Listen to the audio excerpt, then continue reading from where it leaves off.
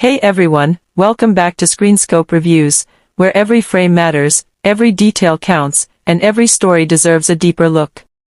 Today's update is a big one because Outlander Episode 2 has officially dropped, and let's be honest, it hit hard. Emotionally, narratively, and even politically, this episode shifted the entire direction of the story. From Amy's tragic death to William's dangerous discovery, everything feels like it's building towards something explosive. And now, all eyes are locked on Episode 3. So let's break it all down and talk about what might be coming next. First, we need to talk about Amy, because that moment was absolutely heartbreaking. Her attack by the bear wasn't just shocking, it felt sudden, almost unfair. But the more you sit with it, the more it starts to make sense from a storytelling perspective. Her death isn't just about loss, it's about what comes after. And that's where the Cunninghams step in. Captain Charles Cunningham immediately positions himself as a hero by hunting down the bear and avenging Amy.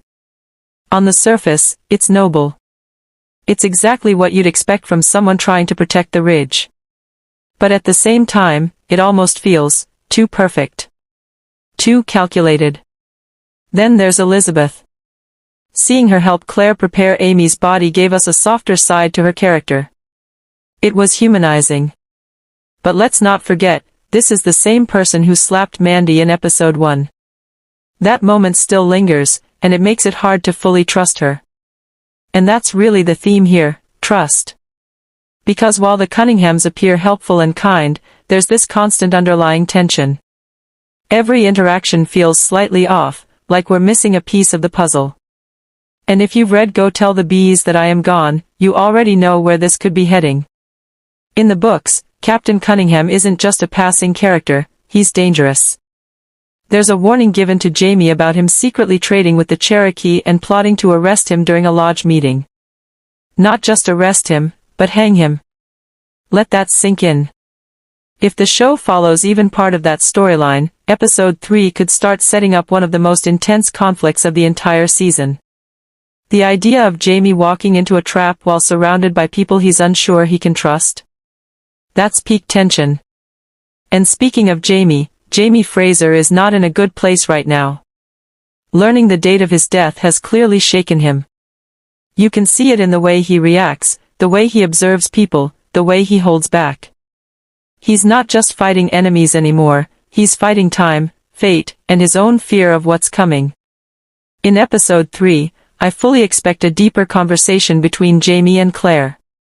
He's going to need grounding, and Claire has always been that anchor for him. But even she might not be able to ease the weight of knowing exactly when your life is supposed to end.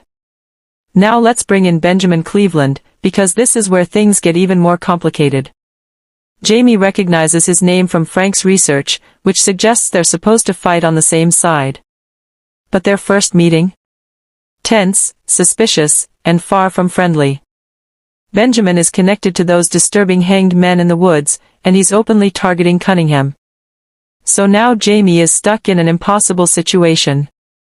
Does he trust the man who feels dangerous, or the man who might actually be planning his downfall?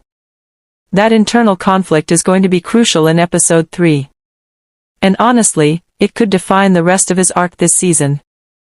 Now shifting gears for a moment, Rachel's storyline brought something we desperately needed, hope.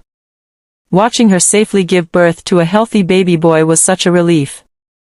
After all the tension and loss, it felt like a breath of fresh air. A reminder that even in chaos, life continues. But this isn't just a happy ending, it's the beginning of something new. Because if you've seen the Season 8 trailer, you know that Rachel and Ian eventually leave the ridge to find Emily. And that raises so many questions. Is Emily in danger? Is there a tragedy coming?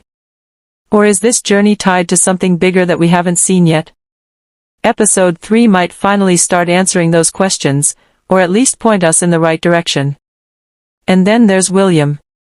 His storyline right now might be the most complex of them all. Identity, loyalty, betrayal, it's all colliding at once. And the mystery surrounding Benjamin Gray's supposed death? That's the spark that could ignite everything. William literally digs up the grave, and finds out the body isn't Benjamin's. That's not just a twist, that's a game changer. In the books, Benjamin fakes his death and switches sides, choosing to fight for the Americans. And if the show goes in that direction, it's going to hit William hard. He's already struggling with the truth about Jamie being his father. Now imagine adding betrayal from someone he trusted on top of that. It could push him to the edge. In episode 3, I expect William to start actively searching for answers. Maybe even form a plan to track Benjamin down. But here's the thing, I don't think it's going to go well. And that failure could be exactly what brings him closer to Jamie. And honestly, that's what we need. Because at some point, these two have to face each other, not as strangers, not as enemies, but as father and son.